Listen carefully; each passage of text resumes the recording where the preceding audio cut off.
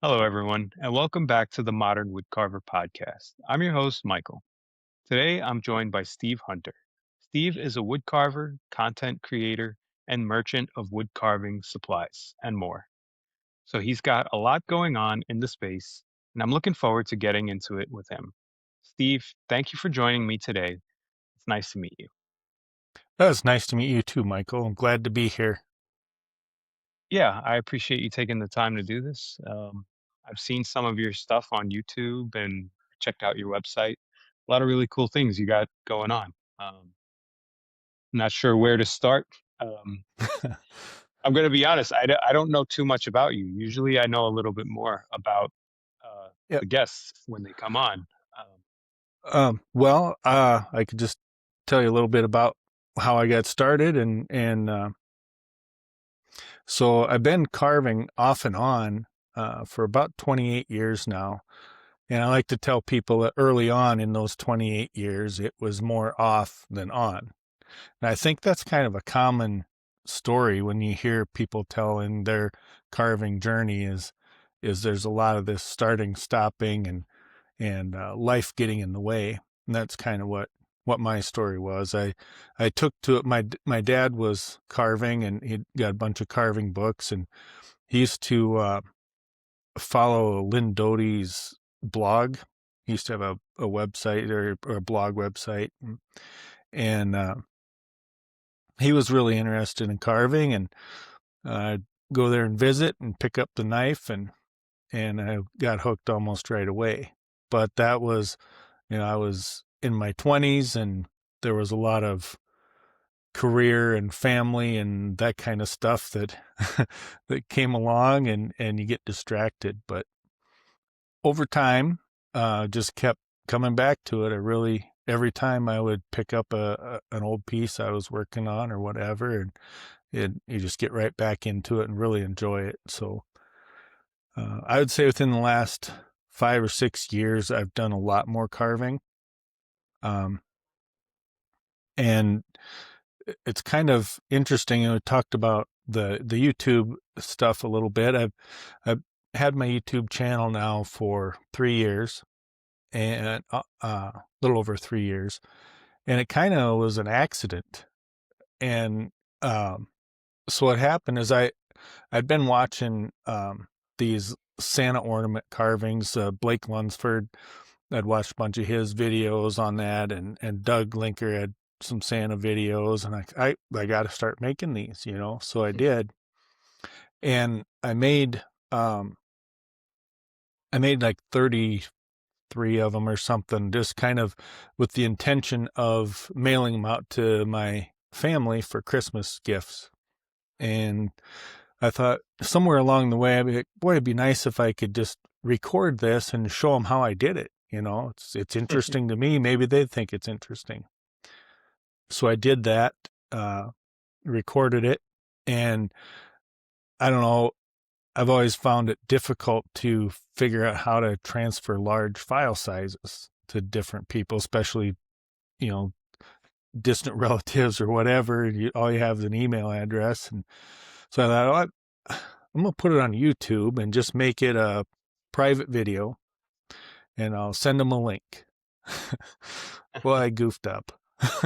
I made it a public video, and it was kind of fun. I started getting all these comments and feedback it was really cool to see, and that kind of ignited a different interest. I was, I've never been a real open, outgoing person, and that just kind of it was nice to see that other people were appreciating what I was doing. So, like, well, I'll give this a try for a while. So that's kind of how I got started with the whole YouTube channel, and it just kind of went from there.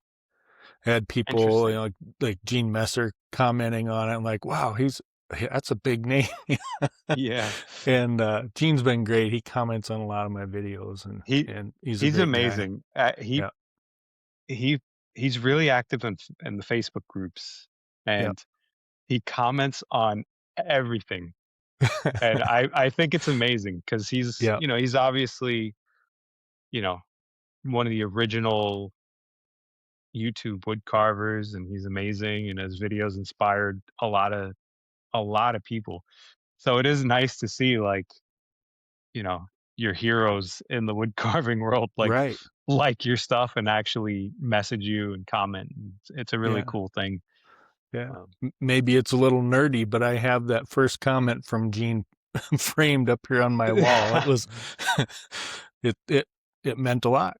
yeah, And it's just good to have that interaction. So it does. I definitely screenshotted a couple of like messages or comments from some bigger name guys that I'm like, I'll send it to yeah. my friend, like, look who Yeah. messaged me.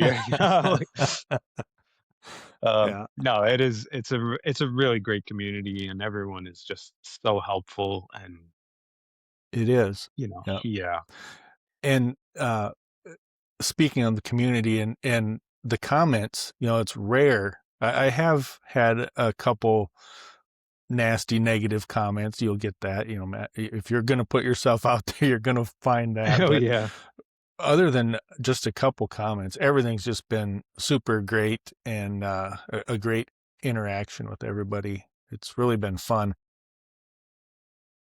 Yeah, I'm still waiting for that shoe to drop with the negative comments. It hasn't really happened yet. I'm sure it will, but Yeah. I think I can handle it in stride. Um, Yeah. I, I've You I'm very just active can't on the take it Reddit. personal. Yeah, I'm very active on Instagram and Reddit. Those are my two main, like, social media platforms. I'm sort of active on Facebook, but only because it's connected to the Instagram. But Reddit is very, you know, they don't pull any punches on Reddit, so you gotta have that thick skin to be on there. Yep. So, um, but yeah, no, that's really cool how you got into carving, through your dad, and then the YouTube part, which kind of happy accident. Yeah. Um, Yeah. And and you've been uh kind of going strong with that for 3 years now. Said, yeah, yeah, it helps. I really enjoy carving. It's my favorite thing to do ever. But I still have a couple teenage kids at home uh and I work a full-time job, and the YouTube channel is kind of turned that into a small business. We also offer some long arm quilting and services and different things like that. And I've been getting more involved in local art shows. There's a pretty big one here. It's northeast South Dakota, so it's pretty rural area anyway. But I think they say their average annual attendance is around 75,000 for that one wow, weekend. So it's a big deal around here. So yeah, that's uh, huge. did that the first time last year, and I did well, but it I also bet. means I don't have a lot of carvings to show you right now because I don't have many left. Well, that's a So good problem to have. I'm glad right, glad to yeah, hear that. Yeah. Yeah, these shows are like a big number game. When you have high volume, yeah, you stand to do very well. yeah, yeah, and it's a lot of work, and Oh yeah. I don't believe if I was someone looking for a career and wanted to make a lot of money, I don't believe wood carving is the advice I'd give for them. But No. it's a great way to share your work and get a little something back from it, and just kind of keep the ball rolling. Is kind of how I look at it. Yeah, it's definitely wood carving specific. I feel like if you were selling your work, I'd say for majority of the people, not the bigger name guys who are able to sell on Etsy consistently, but for the smaller guys, it's a good way to pay for the hobby, to keep it going. Right. Yep. It's enough to buy some wood, maybe a new knife or two here and there, but Yeah. um, yeah. And I don't know. For me too, it's just I try to put at least some kind of humor in a lot of my carvings. Uh, there's just something that reaction you get from people when I hand them a carving I made. I'm looking at their face when I hand it to them, and I just love seeing that great big smile or a a cheesy grin and a funny comment or something. That's my goal, right? So, Yeah. so going to these shows and putting my work out there for sale it's about that as much as it is anything. Just watching people react to what I created and just having fun with it. Yeah. It's funny you mentioned that because I recently just finished up a carving. He's right here, actually. It's a bearded gnome that I carved. It's 2 by 2 by 6 inch block, and Okay. he's bearded gnome, Nice. and Yep. I don't know why the inspiration, but you turn him around and Yeah. his See? pants are hanging down and his butt's That's what hanging I'm out. talking about. And the reaction I'm getting from everyone who sees it, they love it, and Yeah, it's just so fun and different. It's not right, something that's, that common, I guess, but right. Yep. it, And then it when was they fun to think do. about it, right, and then they think about it a little bit and realize, "Oh, you just made that with a knife?" Yeah. And you kinda, "Oh, well, that's actually quite good. How did you do that?" And then the questions Yeah. start coming. I did last February, I was at a show at the local arts council, and they asked me if I was ever interested in teaching some classes. And funny enough, I kind of was. After I'd gotten into the YouTube thing and kind of enjoyed explaining my process, and yeah, I think I would enjoy that. So I got started doing that, and now I've been teaching classes all up and down the eastern side of our state here. Again, it's a small population and smaller towns, but I've been staying pretty busy doing that as well. So I kind of approach it. Um, I have a philosophy that if you're gonna get into something like wood carving, and you should probably start out with a good quality knife and a good quality piece of wood and the right kind of instruction. Learn the basics. And so I kind of took that and with my um, industrial sewing machines and my background in that kind of stuff, we've started creating a complete carving kit.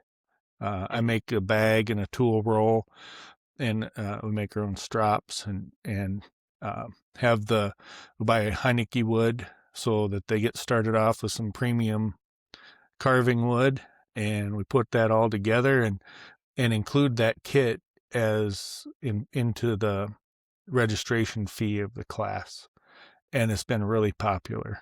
Um, I, we've been putting in Badger State blades knives in the kits.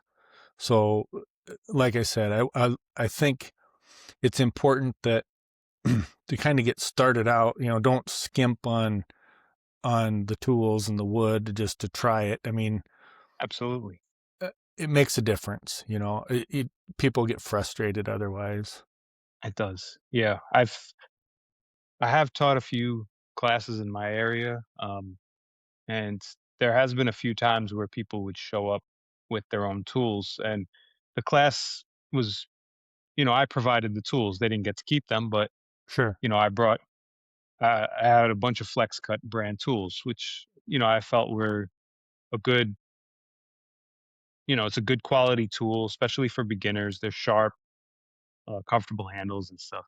But there was a few people who brought their own tools, and they brought those like craft store Mm-hmm. whittling knives. It's like no name brand on it. They're just like a blank piece of Yep. wood and Yep. very like I don't want to say cheap steel, but you get the idea. Yep. Um, Yep. and then you know I I asked to see it and test it out and stuff, and they were completely dull. Like they would not even slice through the wood, and they were saying like, "Oh, I'm trying to carve at home and it's not working, and I'm struggling and I'm forcing it."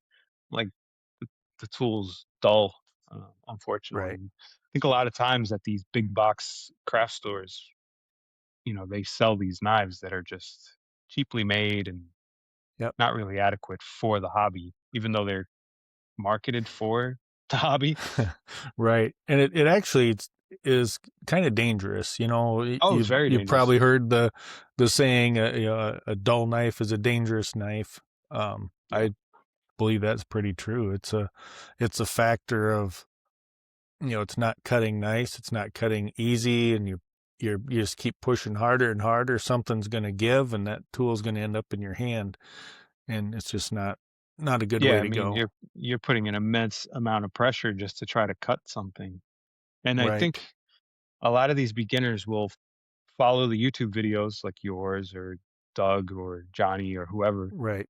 and they're seeing these seasoned carvers with really high quality knives that are sharp, properly sharpened, and they're ripping off chunks like Yeah. nothing, and they feel like they should be doing the same.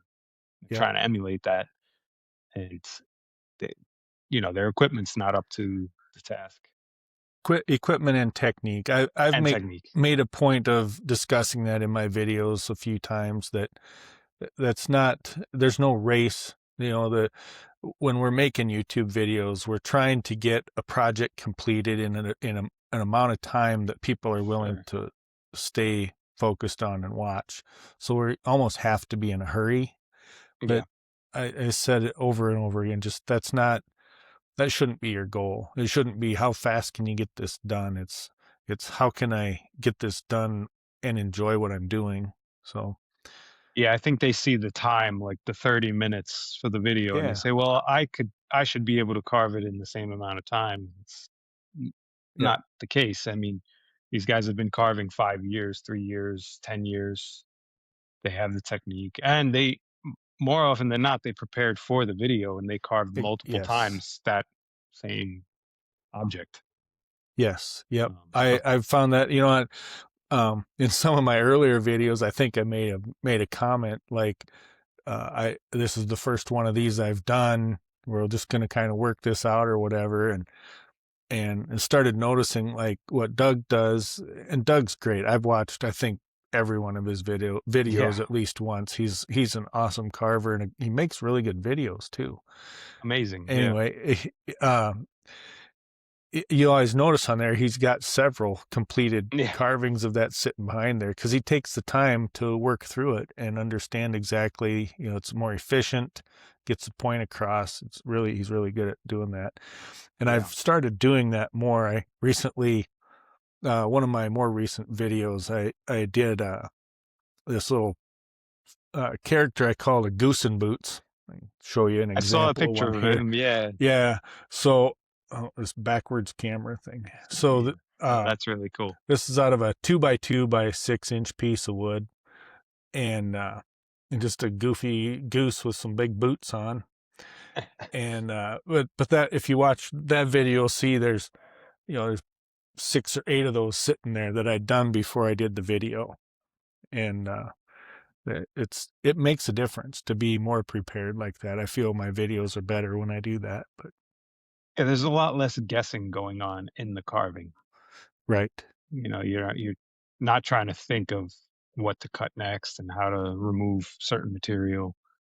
yeah, So, yeah, that's I think the best way to go if you're gonna make videos. The hmm other one who does a lot of, or he'll have a lot of the same carving is D Dallo. You ever come oh across yeah, D Dallo? yeah, Yeah. Um, yeah, I like his videos because there's no talking. That's a little rare these yeah, it days. is. But it, even with the no talking, like it's just an extremely thorough way of teaching. He marks everything out, Yeah, um, and each step is it's really like a paint by numbers type carving with his right, his work. yeah. Yeah, Yeah, I really love his work. And I watched several of his videos. I personally struggle a little bit with all of the layout lines. me It too. gets to be a little overwhelming at first when he puts everything on there. Yeah. It's just how my mind works. I kind of visualize what I want to make and just go for it, and it's just a different style. And Yeah. but it's he does really great work. I'm also not a huge fan of the reference lines overly done because more often than not, things don't always go as planned. A piece will rip out or something breaks off, and you kind of have to change your direction on how you're going. Hmm. So I feel like if you're overly laying things out, you kind of feel like if something goes off track, you kind of feel like discouraged and you're not doing it the Yeah. right way. Yeah, and also, if you're starting just from a square block of wood and you put all those lines on there, you start carving your lines go away pretty fast. So then what are you That's true. left? Then you either have to redraw or maybe it just kind of helps get the mental picture of where they're going to. I'm not sure. Yeah. And once you kind of get started, you can make that leap. But Although, I learned something really interesting recently from Tom Parr. He was on an okay, earlier yeah, episode. Um, he draws a lot and he uses the same lead based type pencil that I do. And all of his drawings are done in orange pencil. And I asked him okay, about it and he told me, he was like, buy it. He was like, one, it shows up on the wood really well. And when he draws on paper, he goes over it with black or other colors and stuff. uh-huh. He said it doesn't overwhelm the drawing. But he said on wood, it doesn't rub off Okay, like the black does. So I got it. And oddly enough, it works out really, really great. It doesn't rub off, at least not as extremely as the black does. sure. And it doesn't dirty up the the piece of wood like the black. Okay. Isn't So that cool? This is the kind of thing that why a show like yours is so important. It's those tiny little things, it might solve a problem for somebody, or I really appreciate that stuff like that just comes up in conversation that you wouldn't yeah, have thought to even ask about. I have to say it's been such a huge game changer, and I love it. It's Yep. been working out really well. And I'm curious to try out the other because I bought a variety pack of Uh-huh. pencil leads. There's blue and green, so I'm gonna try out the other colors and see how that goes. Maybe one will work better than the orange. But Hmm. yeah, I mostly uh, just kind of jumping subjects a little bit, maybe, but no, that's all uh, good. I mostly carve just basswood. I do a little cottonwood bark and a little butternut stuff, but and my neighbor he's got a little mountain ash tree, and a limb of that blew off last summer, so I was kind of playing around just Oh, nice. grabbing the branch off of there, and I have a hard time turning that just right. Now, And is his nose a branch? yeah, yeah. Okay, Yeah. Kind of a that's really goofy cool. looking guy. Yeah, Again, I like that. looking for that smile when I show somebody.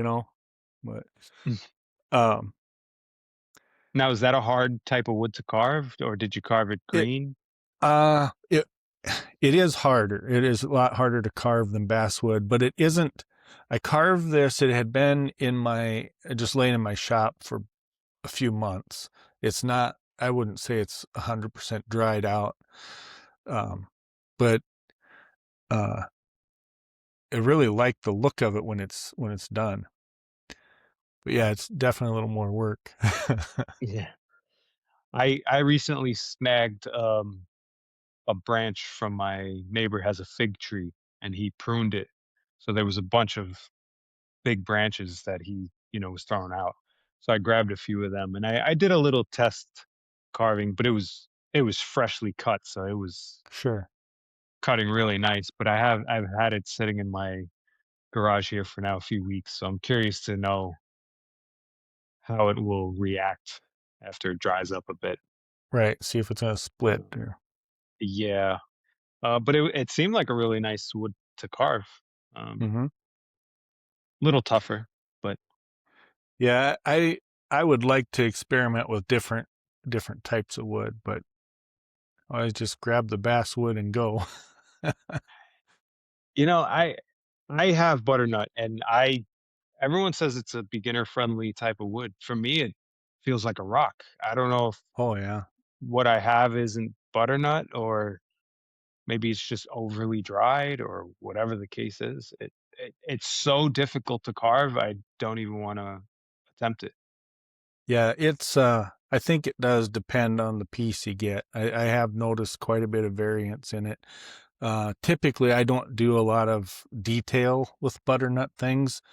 Um, one of the I have a video on doing a comfort bird, and then that's actually the project I've been teaching in this beginner wood carving class. Is like a small palm size comfort bird, and you make those out of butternut. They just turn out so nice. I mean, that's there's not a lot of detail there. It's basically just a smooth shape, and they you put a little oil on there, and that grain pops out. It's really nice. But Yeah. Yeah, I tried. I have it. I think it's on my shelf up here somewhere. But I tried carving a gnome out of it, and I made it halfway through, and I was just my hands were like yeah, killing me. yeah, Um, sounds like you might have a tough piece there. well, I this could be my fault. I bought the blocks off Amazon. I didn't know where else to get Okay, them, so I just Googled butternut sure. blocks, 1 inch square by whatever it is, 12 inches or so. Hmm. And to me, like it, they're as hard as a walnut piece of wood. Oh Um, yeah, see, I haven't had that experience with it. yeah, actually, I have them right here. Yeah, they're you know Hmm. it looks really nice and feels light enough, but it's it's very dense Hmm. and difficult to carve. Interesting. Yeah, um, I which is uh, making me question if it is actually butternut, 'cause it sure. Yeah, could not be. yeah. Amazon, I think, is kind of hit or miss. That's what I usually tell people. It's like I know, like Doug did a video on buying basswood from Amazon, and I saw that. he Yeah, said it carved great, And then I hear in the forums, everybody's like, stay away or stay away. So I think it just depends on the supplier and yeah. things. But I typically buy my basswood from Bell Forest Products. I forget where they're located, but they sell exotic woods and basswood and okay. stuff like that. And so far, everything I get from them is amazing. I'm very curious to try Heineke. I hear Hmm. really good things about them. Yeah. Um, Yeah. I typically buy from two places. I buy Heineke wood, and then there's a place I think they're in Council Bluffs, Iowa, which isn't very far from here, um, called Les Hills Sawmill, and they have really good basswood too. And actually that's where I buy my butternut from as well. And it's pretty easy website, and it's click and ship kind of thing. But yeah, I think I haven't found. Maybe it's out there, but I haven't found any better basswood than what you get from Heineke. That stuff just premium. It really really carves yeah, nice. I got to try them. One thing I have heard over the years is that the region of where the tree is grown affects it. So I Yeah. heard the southern basswood is more ideal than the northern basswood Hmm. trees. See, I've always Yeah. heard the opposite of that. Oh, So, maybe it's the opposite, but, yeah, so Heineke Wood Products is in Cumberland, Wisconsin. So they're okay. pretty far north. And this Les Hills, I believe, buy the logs and stuff from northern Minnesota, and Mhm. then he takes them down and processes them down in Council Bluffs. But Interesting. Yeah, Yeah. I think I heard, if I'm remembering correctly, that because the northern trees experience the cold winters, Hmm. that the tree gets kind of denser to survive the cold frigidness, and Yeah. that's what causes the wood to be harder. I could just be making all this up, but it is something I have heard. Um, Yeah.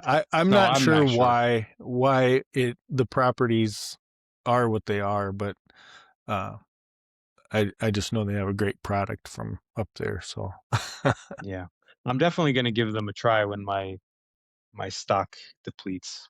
yeah, it's they have a little bit of a different ordering process. It's not a big deal, but you have to either call or email them, and then they'll send out the wood and an invoice, and then you have to mail them a check. So, Oh, okay. Yeah, so that's a it's a little few extra steps, but that's old school. yeah, yeah, they've been doing it a while. But yeah, highly Got to get recommend that. themselves a square reader or something.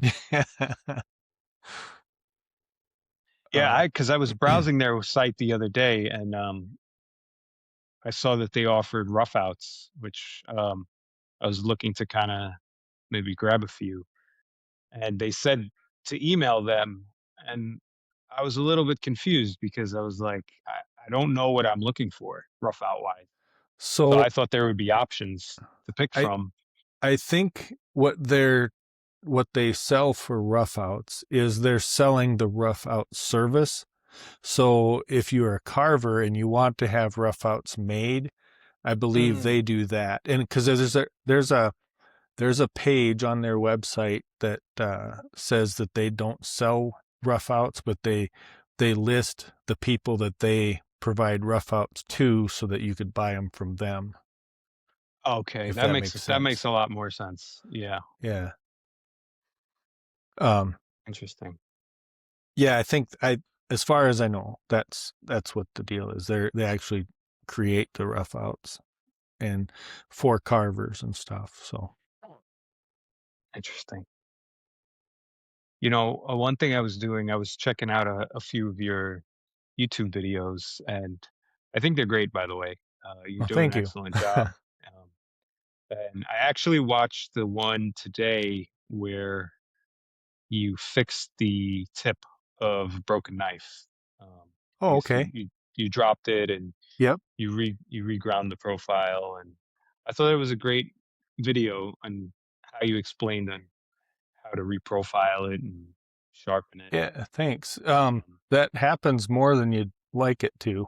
yeah, It kind of depends on where you work. I work in I call it my shop. It's an old garage that's converted into a, just a place to carve and make stuff, but it just has a concrete floor. So if you drop yeah, a knife, it's probably going to get damaged. yeah. I'm in the same boat. Concrete floor in the garage, and when I carve outside, it's concrete everywhere. So Yeah, yeah. yeah. So In yeah, fact, I just dropped one of my file gouges on the concrete. that's always sad. Yes, yes, it was very, very upsetting. You did have a Um, moment of silence, I hope, yeah, shortly after yeah, followed by a lot of cursing. that. Yeah, Thankfully, it wasn't the. There was this very tiny nick in it, and it came out very easily, and it wasn't sure. too bad. Yeah, they're Um, pretty tough tools too. I yeah, have a set of file gouges. I so when I started out, my dad actually gave me a knife. It was they call it a Denny knife. It's made by Denny Neubauer, and I think that's kind of pre Mike Shipley and OCT tools, all that. I think he was kind of before them, but um, that I typically only carve with a knife. For many years, I just used that one knife that my dad gave me. It was a Denny Neubauer knife, and still have that. But I'll start a carving with a knife and just don't put the knife down. I just keep going, and I suppose there are times it limits you, and I'm not anti other tools. I do have sure. a set of file, and I have a really nice set of Drake palm gouges, and and I use them once in a while. But like I said, I just kind of get in the zone with my knife and I make my carvings. So I don't use a lot of other tools. Yeah, I'm in the same boat. I like to 90% of my carving is done with a knife, and that 10% is like detailing Hmm. portion is when I kinda need to break out maybe I really don't like V tools. Hmm. I don't know if it's user error or I'm just not sharpening them properly, but I prefer the veiners, the very tiny veiner Sure. Okay. tool. And that's what I do to like create the beard details and the hair and Hmm. nicks. But everything else is just done with a knife. Maybe Yeah. I'll use a gouge to get some shaping. Um, There's but times when I mentioned that I go to these shows and I do have to try to, I don't want to become a production carver, but Mhm. there are times when I need to have some stuff to sell if I'm going to go to a show. So I'll be trying to crank out some carvings and I'll use a V tool for the beard detail and stuff just because it's quick. But it's also enjoyable to me to just do all that with the knife as well. It Yeah, takes a lot longer, but it it also does. gives you a little more control too, I think. And do some different things. I think, yeah, I think this Santa, he lost his, or I'm Oh, not good at he's holding his cool up here. looking. Yeah, Santa his without a hat. without his hat, he lost his hat, but um, this beard, uh, at least part of it I did with a knife. Maybe the Yeah. mustache was a V tool, but Yeah, I mean, a it, good part of it would need to be done with the V and yeah, if you uh, if you have the time, it's kind of fun to do it that way. yeah. I also like I'm usually carving on the go a lot. Like I'll Okay. sitting outside, I'm waiting for someone or at the park with my daughter or something, whatever the case is, and I can't carry around 10 tools with me. So I Hmm. the knife is always Yep. easy to keep in your pocket.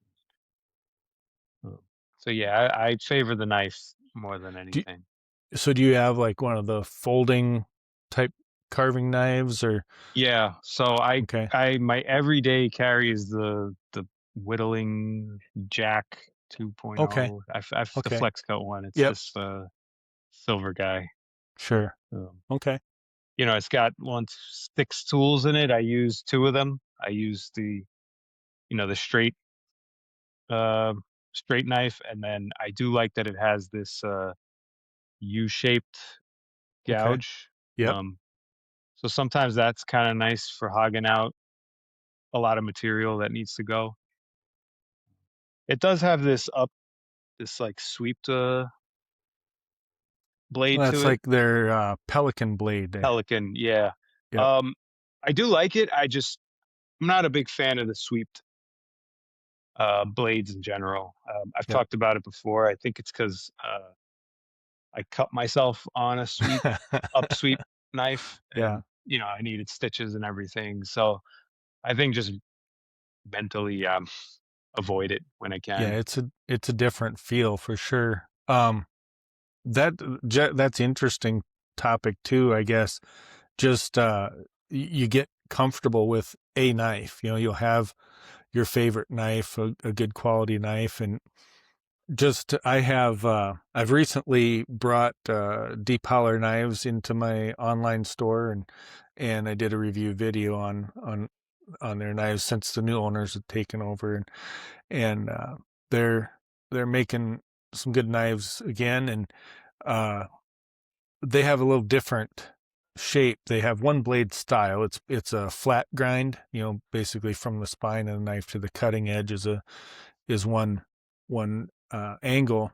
And I struggled with it for a while. Not because there was anything wrong with the knife.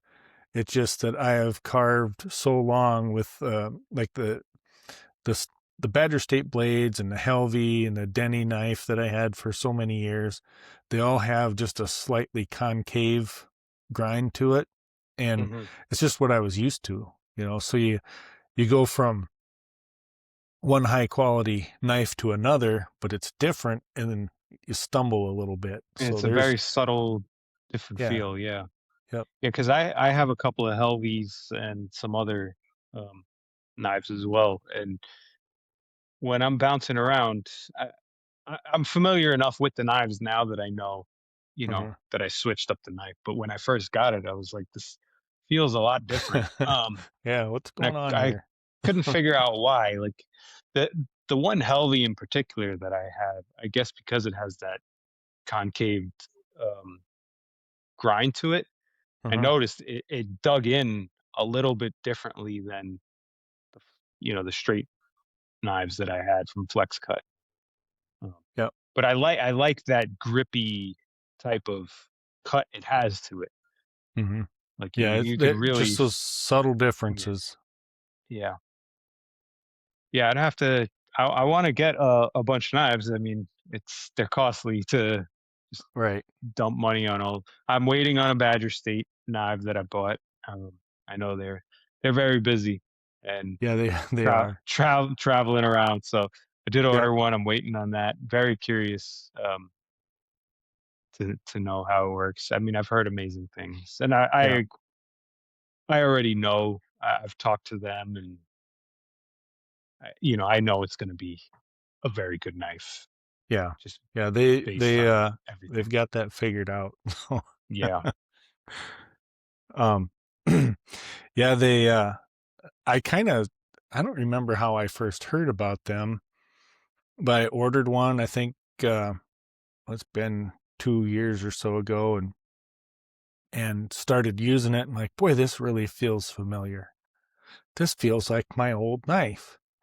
Mhm. And then I've told Ashton this too. Is that first knife that my dad had given me was a Denny Neubauer knife, and she said, "Well, yeah, that her I believe I might get this wrong, but I believe the story is that her Ashton's grandfather Yeah. was good friends with Denny, and Mhm. then Denny's been kind of a Ashton's mentor and teaching her how to make the knives. So it makes sense that a Yeah. Badger State Blades knife feels really close to that Denny knife that I've had for close to 30 years.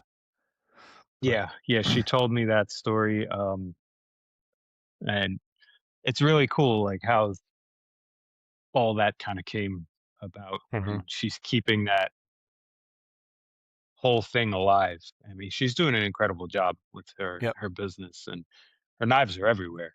I mean, Yeah. Yeah. yeah, I she's need she's to doing great. I need to get another order put in. I'm running out, so Yeah, so speaking of that, you run a website where you stock and sell a lot of these knives that aren't really too easy to get, from the makers themselves. How'd you kind of get into that aspect of it? um so I'm trying to remember how I first started talking with Ashton. I believe it was, so I ordered a knife, ordered a Badger State Blades knife, and kind of made that connection that, it's this feels like my old knife that I know is a good knife. So there's a good chance these are going to be great knives. And I reached out, and we did a giveaway of one of her knives, and it just kind of went from there. I had so she provided the knife, and then um, as part of the giveaway, I carved a custom knife sheath for it, or knife cover, blade cover. And I don't know if you go to my YouTube channel, there's a carving that's kind of in the profile picture. And I thought, oh, this would be kind of neat. For this blade cover, I'll just make a mini version of that guy. So that's what I did, Mhm. and it turned out really cool. So little short guy with a cane and wearing suspenders, and the knife blade stuck right in the top of his head. So that's how you That's store the fun. knife. So the giveaway we did, that's what that was. She provided the knife, and I carved the cover for it. And I've just been ordering knives ever since. I don't definitely not one of her bigger uh distributors, but we keep them moving. So And that, like But I how said before, that's the knife I include with my beginner's carver kit. So, sure. But how did you get into the whole distribution aspect?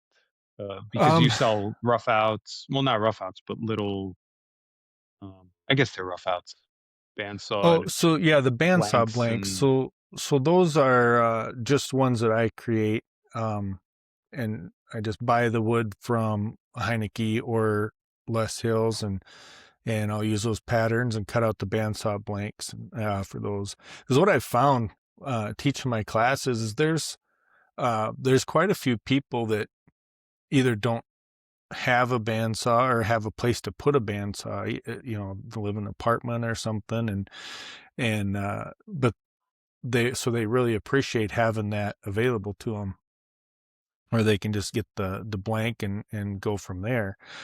Speaking of that, there's another thing we started doing, um, just these quarter or corner blocks. They're just a 2x2 cut at a diagonal. I invested in an expensive dust collection system, and we built a fancy jig for the bandsaw, and so now we offer those on our website too. And I think it just, again, if you enjoy carving faces, like these Santas or whatever. I got Elf here too, a goofy looking yeah, guy, very but cool. uh, to carve those types of things, it works really good on those diagonal cut blocks of wood. You have the kind of the shape of the face to start with. Yeah, it's a very good Um, profile. yeah, so I guess to answer your questions, how did I get into that? It just kind of happened. It's just kind of slowly building. Every once in a while, I'll put a free pattern out there for people to download. Or now I've started, like the Goose and Boots one. That took me a little bit more work to kind of get it developed and worked out and back and forth and, and Mhm. adjusting the pattern. So I do charge. It's a very small amount, but I do charge a little bit for that pattern. And yeah, just kind of adding things as I go along. I just like offering that stuff. The knives, there's other places to buy them, but I offer them as well. And Yeah, why not? I'm just a guy selling this stuff out of his workshop, and I'm not uh, probably not chasing the dollar so much as just it's just all part of the hobby to me. I just really enjoy sharing, selling knives, selling things, and discussing all that with everybody. And I have like on every knife is free shipping. Just it. There's just I'm not out to make a bunch of money. I'm just out to spread the hobby, I guess. Yeah, I think that's great though, because there's a lot of places that it is difficult to get some of these knives and Hmm. blanks from reputable places. I mean, I don't ever go to these shows, so I can't ever buy a knife direct from, you know, Ashton or Helvey or whoever. And some of these people are impossible to buy off of their Yep. website is has no stock all the time. And Right. I get it. They're Yep. very sought after tools. Yeah. So it's nice for people to find a place like your shop to buy this stuff. Yeah. And it's so, yeah, like the story of Helvey, right? You can get a Helvey knife, you just gotta wait. And that's kind Yeah. of the Drake tools that's gone that way as well. I know there was a lady in our carving club that the other day said she just got her Drake knife and she ordered it Mm. over 2 years ago. Yeah. Um, so, and Badger States, they're getting busier and it's taking a little longer than it did at first, but they're not too bad yet. Um, Yeah, they're and hovering around 6 to 8 weeks, I think. Yeah, which isn't bad. Yeah. I mean, you think about what they're Not doing. They're bad, yeah. hand making every one of those, and Yeah. it takes time. But, But in today's day and age when you can buy something on Amazon and get it the next day, yes, 6 to 8 weeks feels like an eternity. yes, and Um, what I would like to tell people about that is you're getting into wood carving, and wood carving, the magic of wood carving is it slows you down, and that's a good thing. We spend so much time doom scrolling on our phones and looking at computers, and you just leave that stuff alone, grab a chunk of wood and a knife, and the next thing you know, it's, why is it so quiet in the house? Oh, everybody else went to Yeah. bed. I'm sitting here carving. So it, when you consider that, just be a little patient. Be okay with knowing that you're getting a good quality knife and it's going to take a little bit, and then you'll have it for the rest of your life. You'll make a Yeah. lot of great things with it. Just slow down a bit. That's my advice. Great advice. Yeah, I've been on that Helvey waiting list for a while. Yeah. Yeah, I've got a I few of them. I think I have three different. I have two detail knives and a rough out knife that I before they got super busy, I had bought those. yeah. But No, I lucked out on when they had their website drop like a year or two ago. mhm.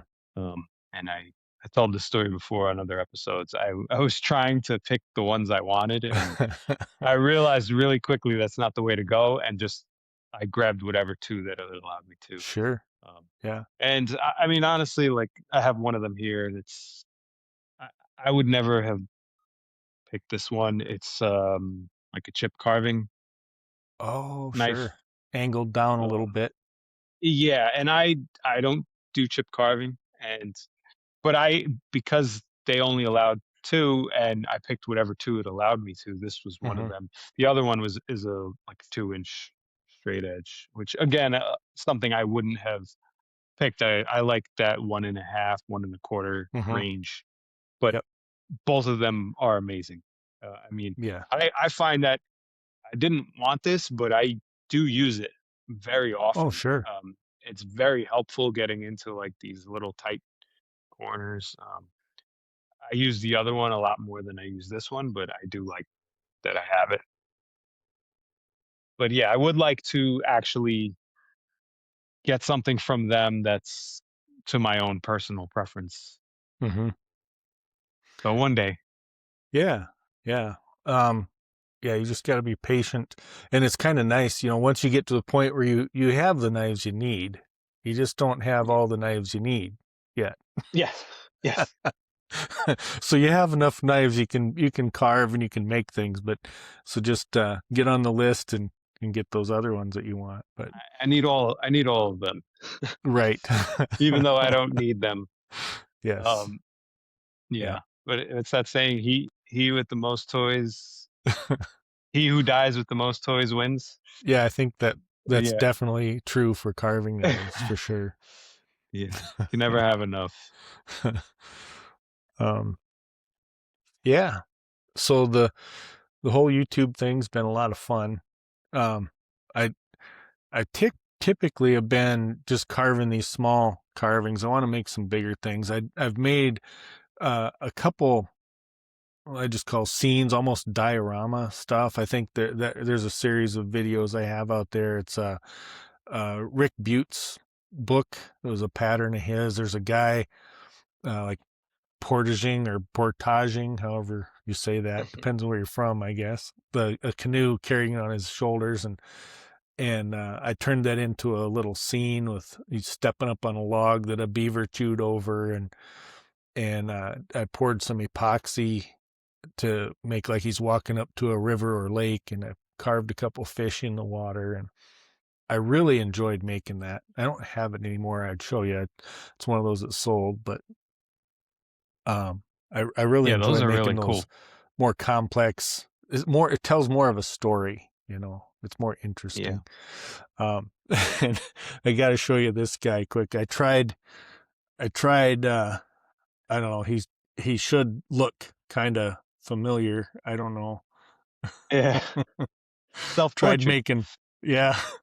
Uh, is my little Subscribe, it says YouTube subscribe on helper. it. Yeah, Yeah. I was gonna have him in the background of my videos, and can tell him to like Oh, or look at that subscribe. like button. That's Yeah, really cool.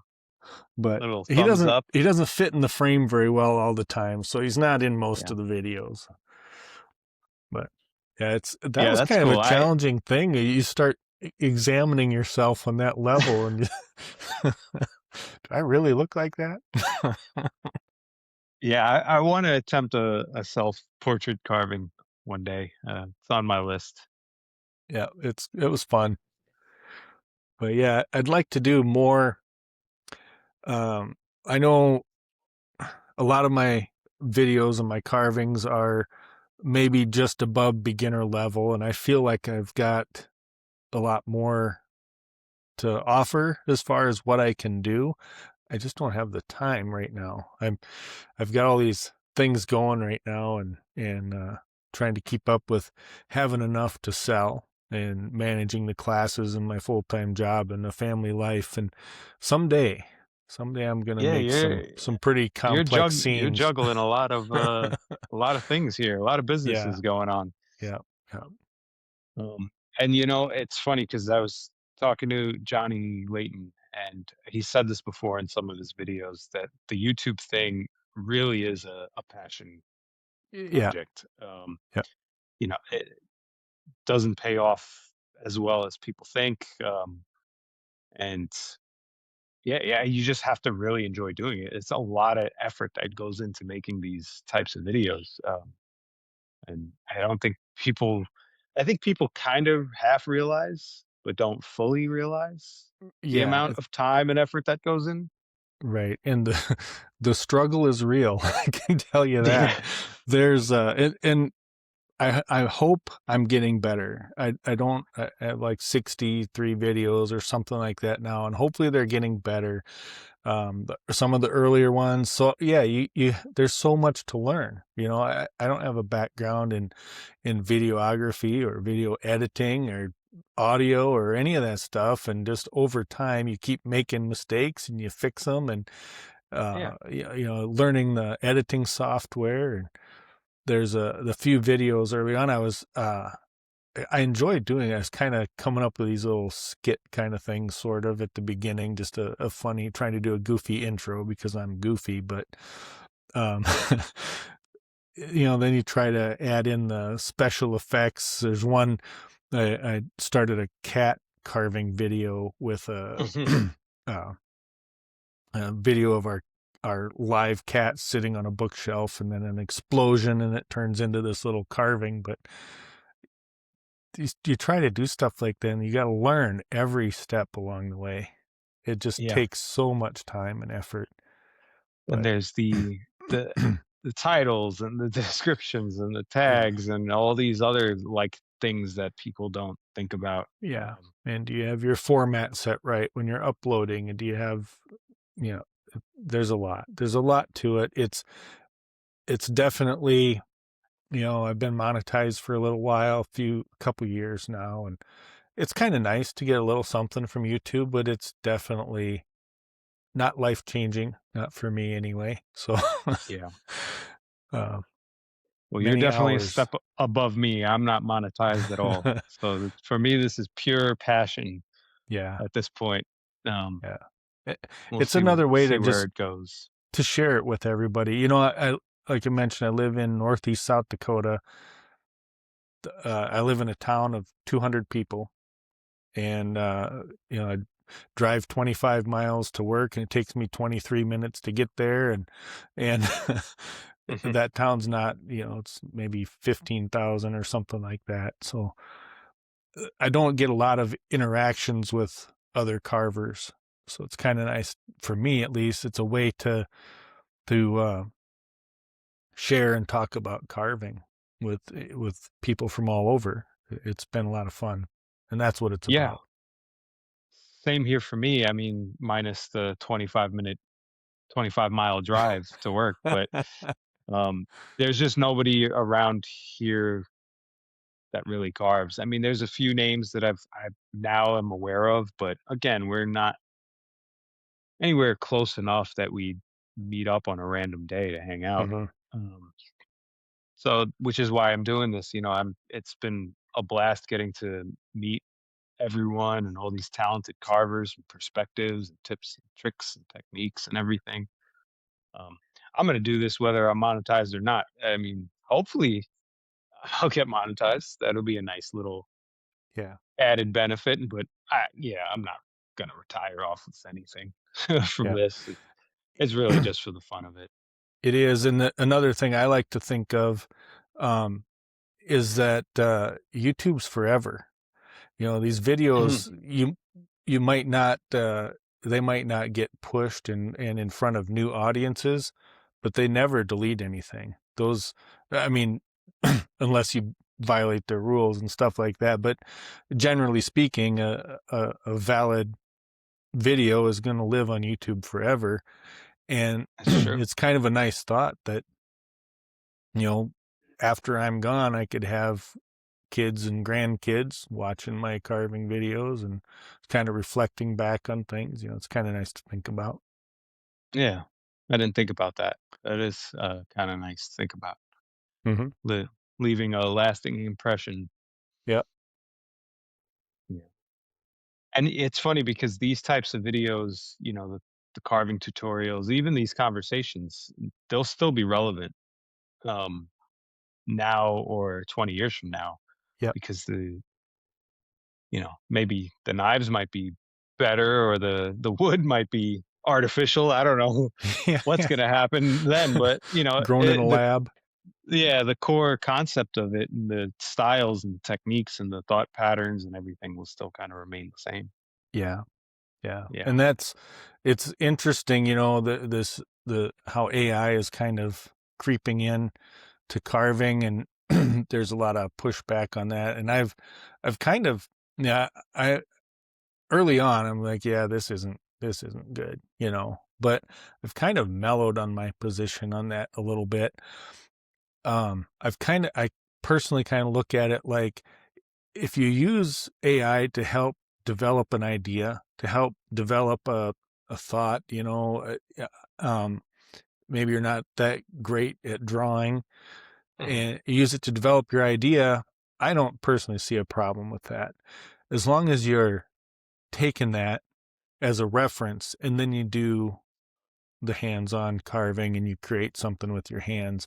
What I have seen in some of the forums is there'll be um, people that post AI generated images of carvings and Mhm. pass them off as their own. And Yeah.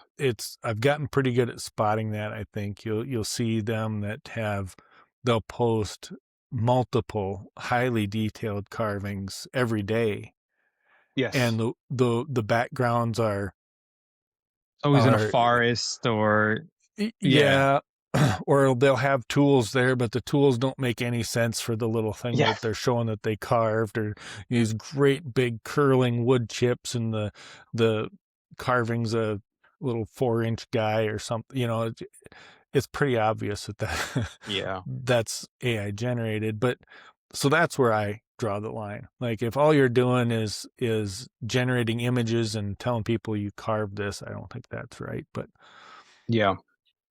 Yeah, I had a previous episode with, Jerry McNulty, the Mhm. whistling whittler, Yep. and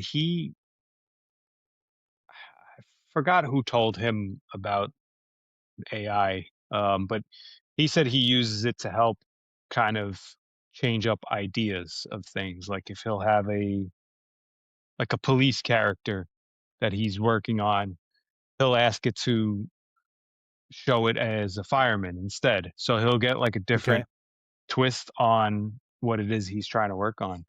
And actually, him telling me all that kind of gave me some ideas. I don't like the painting aspect of carving. I've Mhm. said it in every episode. It's just not my favorite. It's starting to grow on me a little bit because the more I'm doing it, and when it turns out nice, I'm getting that like confidence boost. So Sure. what I've been doing is asking AI after I carve the piece. I'll send it a picture and say, show me this carving painted using complementary colors. I'll describe what it is, I'll give it the prompts, and it'll give me like 2 or 3 versions of it painted out, and I'll kinda use that as a jumping off point on how to paint it. Um, Yep. because I don't know color theory. I don't know what goes well together. I can look at the color chart and Google it and stuff, but I just kind of want to paint it and be done. Yeah. So actually seeing these images with it painted, you know, makes it look nice, and I say, okay, I can do that. In fact, I have 3 carvings here that are, I used AI to help with the painting on them. And these are all those 2x6s, 2x2x6s. Sure. I started with this hobo, Nice. um, and yeah, it gave me the color scheme, and I ran with that. I tweaked it as I went along, and then I did this Japanese old man guy. Nice. I I think love he his came hat. out pretty cool. Yeah. But yeah, thanks. I turned it on the lathe. Cheated. Oh, okay. uh, There's no I cheating. used I mean, I that's used a cherry wood. Yeah. yeah. Yeah, some people are asking about that in a forum, and like, at what point is using a Dremel or using a lathe or using this cheating? It's like if you're creating something, Well, maybe don't yeah, enter it in a contest that's strictly for knife carving or something, but have fun, create, make it.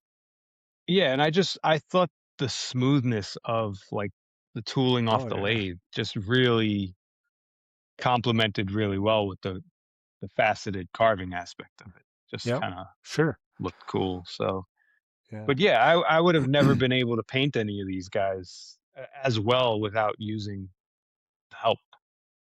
I am right there with you on painting. I used to, I'll say it this way, I used to paint all of my own carvings, and I would play it safe because I am partially colorblind. There's certain shades of Okay. colors that I see way differently than everybody else, and I just stick to, like, I showed this carving, I showed this carving here. He's basic, a green shirt and jeans, stuff like Hmm. that.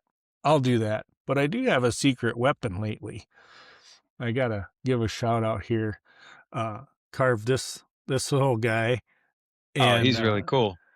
Little uh, bear with a country bear with a hat. yeah, and my 15-year-old daughter uh, has gotten quite good at painting. Check Oh, out that cool. plaid, Yeah, Um, that's amazing. but yeah, she does really good. Uh, I don't know if I can go back to painting my own carvings now. It's not No, the now that same. you have a in-house child labor doing it for you. Right. Yeah. For a Yeah. few years That's yet, kind of anyway. that's kind of cool that you have that bonding experience with your daughter. It's like Yeah. a way to keep you guys connected and share a hobby. Yeah. She's very creative, very artistic. She just won a or a state art competition with a colored pencil drawing of a dart frog. It's amazing. It looks very realistic, and it's just Oh, colored really cool. pencils. But I'd love to yeah, see that. Yeah. yeah. Um, Yeah, but my yeah, daughter really likes painting with me, and she wants to carve. She's still too young, but yeah. um yeah, she's been carving a block of soap with me. And A lot of people. she's not making anything. She's just, shaving off Yeah. Well, that's how chunks, you but get started, right? Next thing you yeah. know, she's going to hand you a mermaid or something out of that block of Yeah, it's soap. gonna be crazy. Yeah. But yeah, it's a lot of people have gotten started with soap carving. I never did that. But I've talked to a lot of people. I think Alec Lacasse mentioned that's how he got started too, was carving soap. Yeah, and I spoke with Dan Gallagher. That's how he started. And Hmm. he's who actually gave me the idea to Okay. give her a block of soap. Sure. Because she asked me constantly, because I'm always carving. She sees me carving. She's like, "Oh, when can I carve, or how can I Yeah. carve?" And I can't hand her a knife just yet. I don't know. It's the Yep. um, so yeah, that was a great way to kind of get her into it, used to holding the knife and the tools, and Yep. you know, this way she won't cut herself. Yeah. Yeah. And it's the basics are there, the principles of handling and using the knife and stuff is that get you a good start, I think. Yeah. can also kind of leave her alone with it too, and like have her figure things out. Yep. Because I could teach her what to do. I mean, she's not going to always put it into practice, but she's gonna. I see her doing things that with a knife would have been immediate. All right, you're done. You're not Right. going anywhere Yeah. near this Yeah. again. Uh, so, Oh, by the way, you've been warned. warning: my randomly talk about wood carving. I Um, may randomly talk about wood carving. Very cool mug. I like that. I got to get one of those. If people want to find your work, where can they find you? I know you're not very active on Instagram too much. Right. Yeah, I do have Instagram and a couple different Facebook accounts. On Instagram, I think it's steve.hunter.carving. Um, and then on Facebook, there's Steve Hunter Woodcarving and Hunter's Creations. And then Hunter's Creations is kind of my overall business name. As I mentioned before, we do long arm quilting and stuff too. And then I have the YouTube channel. It's Steve Hunter Woodcarving. Or if you just want to look at the short version or the easier to search for, it's at s.hunter on YouTube. And then all of that stuff is linked on our website. And our website is hunterscreations.com. Yeah, definitely. Everyone go check out the website. It is really cool to see some of the knives you offer and the bandsaw cutouts. Is that what they're called? Bandsaw blanks is, but yeah, Bandsaw blanks. blanks, Yeah, cutouts, yeah. yeah, and those little kits you put together. Yeah, and hopefully, if I can find enough time to get far enough ahead on my carvings, I do want to offer my carvings on the website too. But right now, I can't keep up with the local demand for selling them, so I haven't put them on my Yeah, website. yeah. Well, that's a good problem to Yeah, have. yep. Yeah. Steve, I really appreciate you taking the time to come on the show and share your story. It was great getting to know you and hear about what you do. If you guys enjoyed this episode, make sure to follow or subscribe to the Modern Woodcarver podcast. And be sure to check out Steve's work, what he does on YouTube, as well as his website. You won't be disappointed. See you in the next episode. And Steve, thanks again for coming on. Thank you. It's been fun.